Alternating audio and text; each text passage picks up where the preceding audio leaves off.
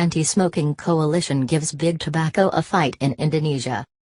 Jakarta, Indonesia, the densely packed houses along Yogyakarta's Connecticut River went from drab to a riot of reds, blues, yellows and whites.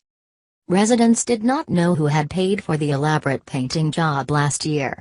The Yogyakarta press speculated that an unknown company had painted the houses so they would resemble the colorful favelas of Rio de Janeiro.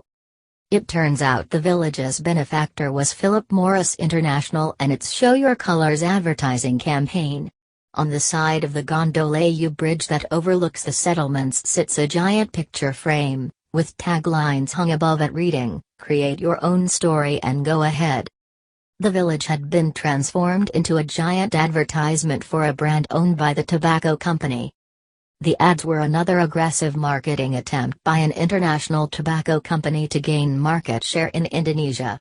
The country is the second largest cigarette market in Asia after China, and had the highest male smoking rate in the world, 67%, according to a 2011 survey, thanks in part to the popularity of pungent clove cigarettes.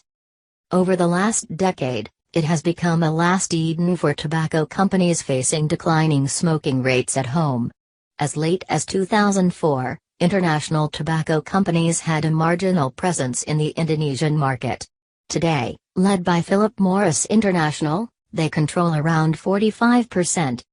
Yet that push has been met by an increasingly potent coalition of mayors, health officials and anti-smoking groups that has scored some important victories. Continue reading the main story. Related coverage. U.S. Chamber of Commerce works globally to fight anti-smoking measures. June 30, 2015. Beijing bans public smoking, but enforcement poses a challenge. June 1, 2015.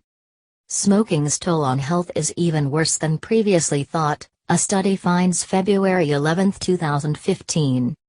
Indonesia resists anti-smoking tide elsewhere. November 13, 2010.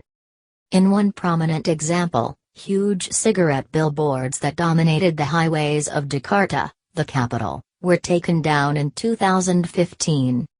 Many of the lobbying efforts that led to local regulations, including in Jakarta, were substantially financed by the Bloomberg Initiative to Reduce Tobacco Use, the $600 million fund founded by Michael R. Bloomberg, the former New York mayor.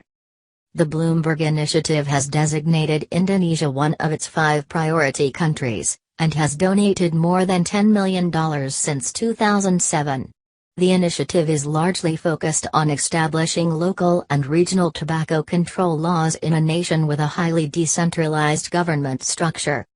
It's a battle, like a war, Yai Prabandari, a professor of public health at Gadjah Mada University in Yogyakarta, said of the clash between tobacco companies and tobacco control organizations.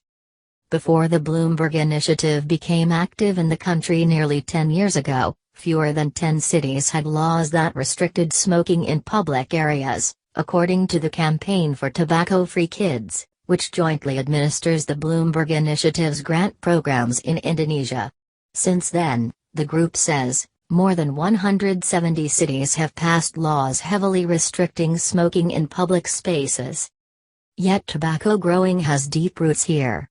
Indonesia is one of the few countries in Asia that has not signed the World Health Organization's Framework Convention on Tobacco Control, which mandates strict limits on tobacco advertising and sponsorship.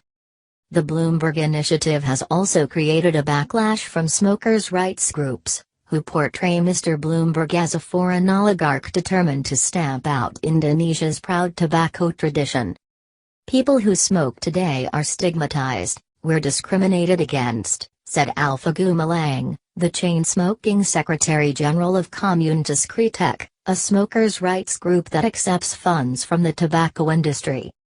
The Indonesian government relies on the tobacco industry for around 10% of state tax revenue.